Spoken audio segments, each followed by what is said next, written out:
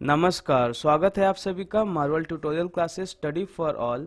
और आज हम लोग इंग्लिश वर्ड मीनिंग का पार्ट 33 करने जा रहे हैं, जिसमें हम लोग 5 वर्ड देखते हैं जो कि एग्ज़ाम और इंग्लिश जो सीखना चाहते हैं उनके लिए बहुत ही इम्पोर्टेंट होता है। तो बिना टाइम गंवाएं चलिए स्टार्ट करते हैं आज का सेशन। पहले वर्ड के लिए आप इस एनिमेटेड इमेज को देखो। आप इसको देखते ही समझ जाओगे कि ये क्या सेंस दे रहा है। गुस्से वाला सेंस दे रहा है। जो चेहरा है वो ये शो कर रहा है कि मैं तो गुस्सा हूँ। तो जी हाँ, ये जो वर्ड है ये स्कॉल है, एक वर्ब है और आंख दिखाना ये सेंस देता है। इंग्लिश में इसका मतलब हो जाएगा बैड टेम्पर्ड एक्सप्रेशन। जो आप एक्सप्रेशन देते हो गुस्से वाला, उसको हम लोग क्या बोलते हैं? स्कॉल बोलते हैं। हिंदी में एक सेंटेंस देखो, मेरा दोस्त मुझे आंख दिखा रहा था क्योंकि मैंने उसे अपना फुटबॉल नहीं दिया था। My friend scold at me because I did not give him my football. तो यहाँ पे आप ये देख सकते हैं किस तरीके से स्कॉल्ड का यूज हो रहा है, किस सेंस में? आंख दिखाने के सेंस में, गुस्सा जाहिर करने के सेंस में। नेक्स्ट वर्ड के लिए आपको इसको देखना पड़ेगा कि ये क्या है। ये जो लोग हैं सूट बूट में हैं, ये सिविलाइज्ड पर्सन हैं, ठीक है। तो ये हम लोग वर्ड सीखने जा रहे हैं, कौन सा? जेंट्री।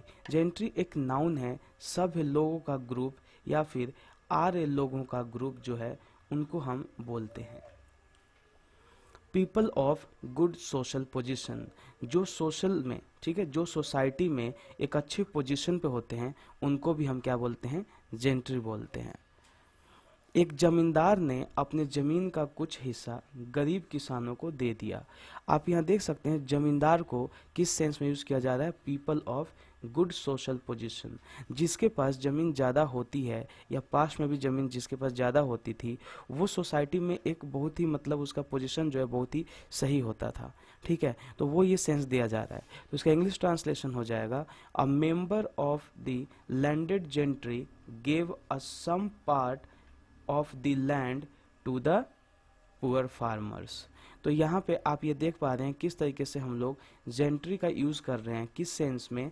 कि जो जमींदार है उसके सेंस में, क्योंकि यहाँ पे जमींदार को एक अच्छा ही मतलब सोसाइटी में एक अच्छा ही पोजीशन दिया जाता है, तो इसीलिए लैंडेड जेंट्री यहाँ पे यूज किया जा रहा है।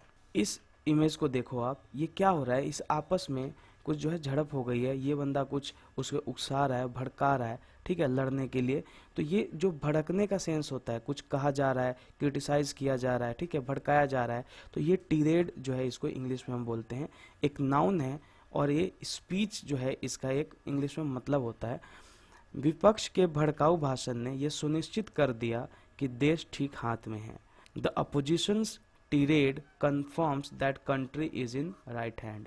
विपक्ष मतलब कि अपोजिशन, मतलब अभी जो प्रेजेंट गवर्नमेंट जो रूल कर रही है हमारे इंडिया में वो कौन है?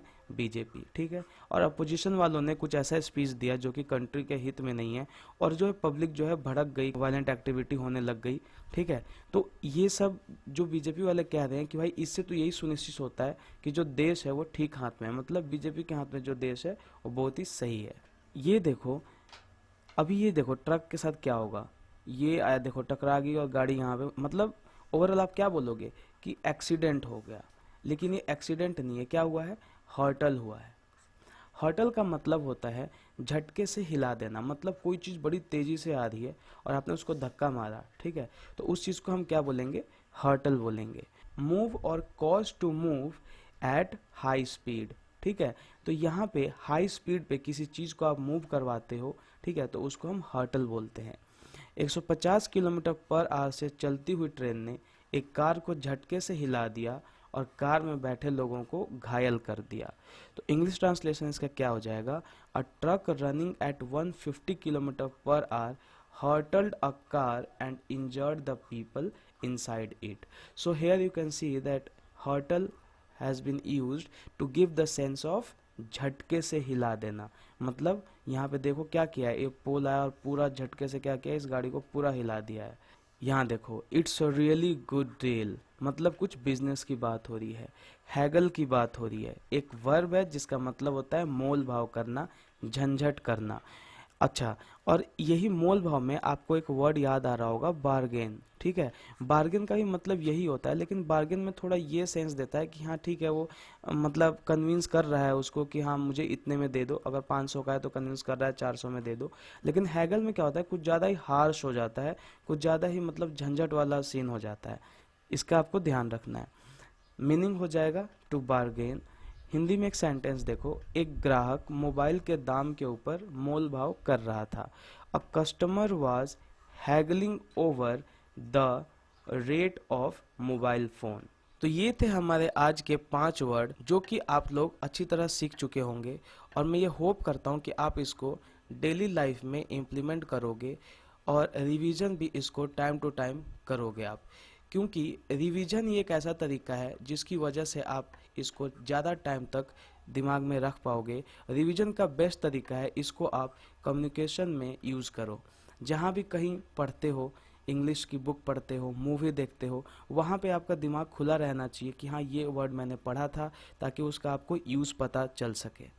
तो चलिए आज के लिए इतना ही। अगर आपको ये लेक्चर पसंद आए तो लाइक कीजिए, शेयर कीजिए, सब्सक्राइब कीजिए और बेल बटन को प्रेस कर लीजिए। इससे आप अपडेट रह पाओगे और टाइम टू टाइम नोटिफिकेशन मिलती रहेगी। धन्यवाद।